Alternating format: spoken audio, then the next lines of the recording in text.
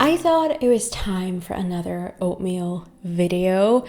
It has been some time since the last one, and I've just been really craving oatmeal lately. I don't know. This video in particular includes 6 to 7 pretty unique oatmeal recipes. So they're really easy to make, really yummy, but most importantly, not boring. And I'm guessing assuming flavors that you haven't tried in this format before. And I would argue, even if you're not a big fan of porridge, I would argue there's gonna be some helpful recipe ideas in this anyway. So yeah, that's something to note. Also, this video is brought to you by Squarespace. Up first, we have this beautiful bowl of Earl Grey strawberry vanilla cold foam oats. To a small to medium pot, add some plant-based milk, 1 Earl Grey tea bag, and a little bit of vanilla. Bring this up to a quick boil, turn off the heat, and just let the tea steep in the milk for 5 to 10 minutes. Then remove the tea, squeeze out as much of the liquid as you can, and then add the remaining oat base ingredients. Quick cooking oats, flax seeds, salt, some maple syrup for sweetness, and perhaps a splash of water or 2 to adjust the consistency. Allow this to simmer for about 6 minutes, mixing frequently. Next, I'm getting started on the cold foam, which is just a mixture of barista style oat milk, a splash of plant cream, vanilla, pinch of salt, and some maple syrup. I'm blending this up using this little smoothie blender here, but you could also do this inside a cup and with a handheld milk frother. Now once you're happy with the consistency of the oats, it's time to plate. I gave the milk mix another final quick blend before pouring it over the oats. But yeah, there we go. This reminds me so much of eating strawberries covered in sweet milk as a kid. Basically tastes like spring.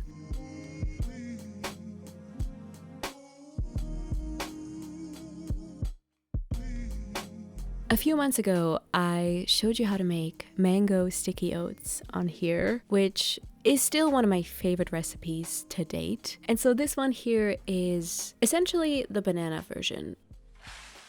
For the base, I'm mixing together rolled oats, a generous pinch of salt, vanilla paste, coconut milk, and water.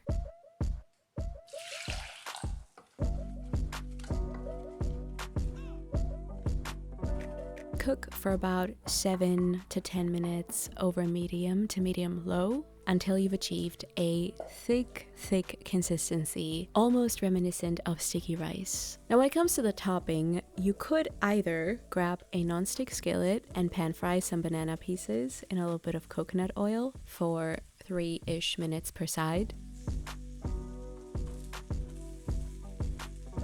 I drizzled over some additional coconut milk here before adding my caramelized banana.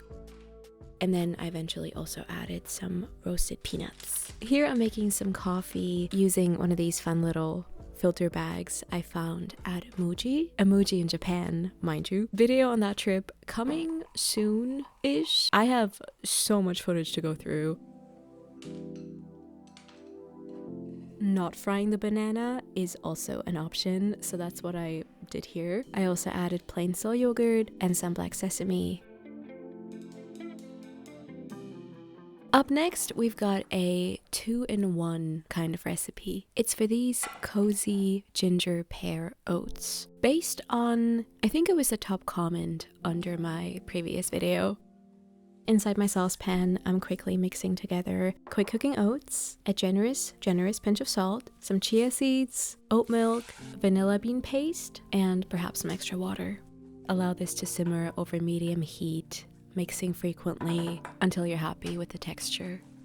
Now when it comes to the pear, I'm using a very crisp, very firm pear that is going to cook down really nicely, so I'm cutting that into little chunks. Now for this first variation, I'm pan frying the pear pieces in a little bit of vegan butter for about 5 minutes. Then I'm peeling the ginger using a spoon and grating it using a cheese grater straight into the pan. And then I'm giving everything another 3 minutes before mixing in ground cardamom. plus a drizzle of maple syrup.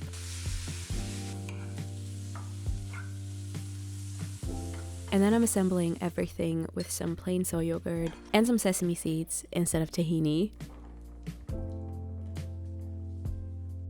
Now for version 2, I'm sticking a bit more closely to the common instructions.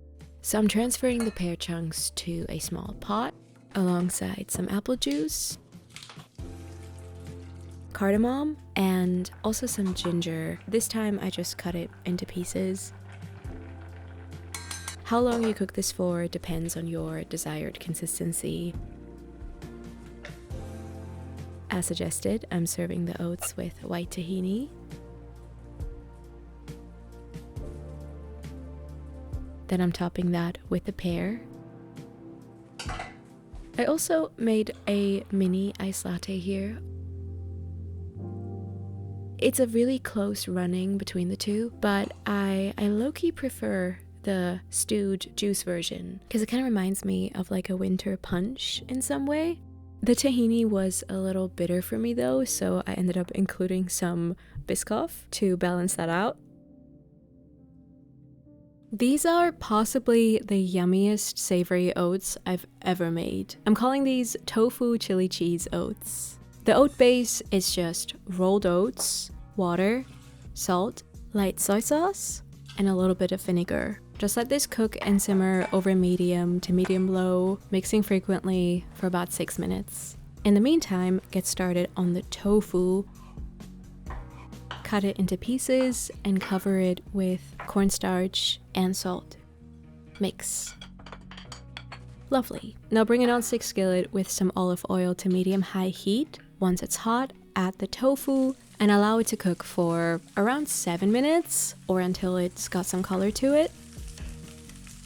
Next, add sweet chili sauce, soy sauce, and crispy chili oil.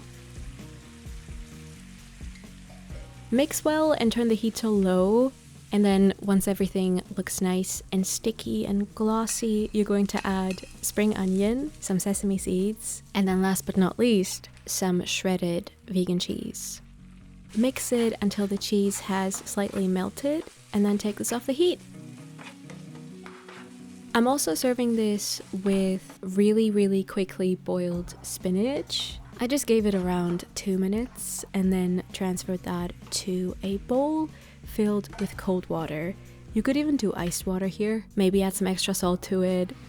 This doesn't necessarily need any more toppings, although I wouldn't say no to some pickled onions that could be really good, some sriracha mayo, more sesame seeds. Of course, this could also be served with rice or any other grain you prefer. Up next, we have these decadent and cozy hot mocha oats. To a small to medium pot, add the following quick cooking oats, salt, unsweetened cacao powder, ground flax seeds, something to sweeten this with if you'd like, some non-dairy milk, a shot of espresso. Now, initially, I wanted to go for a similar thing to recipe number 1, where I pour the liquid on top. But I'm not really an espresso drinker, so this was really bitter to me and also too liquidy. And so I decided to just add the coffee straight to the oats.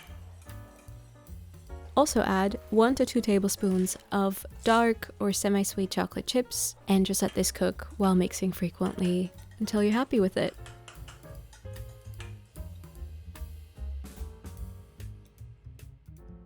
I'm going full-on dessert mode here, adding creme vega as well as a couple crushed lotus cookies. Highly recommend.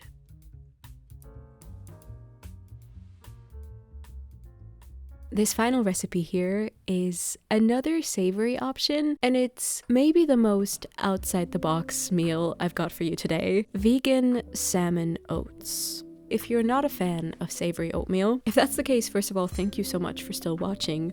But you could, of course, swap the oatmeal out for rice, I don't know, quinoa. My recipe for the tofu is heavily inspired by Loving It Vegan. I'm gonna link their food blog down below. But essentially, we're gonna start the night before. I'm using firm plain tofu here that you don't have to press.